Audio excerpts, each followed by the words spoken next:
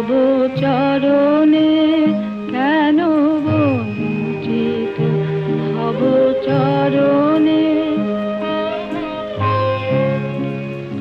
আমি কত আশা করে বসে আছি পাব জীবনে না হয় মরণে আমি কত আশা করে বসে আছি পাব জীবনে না হয় মরণে কেন বঞ্চিত ভব চরণে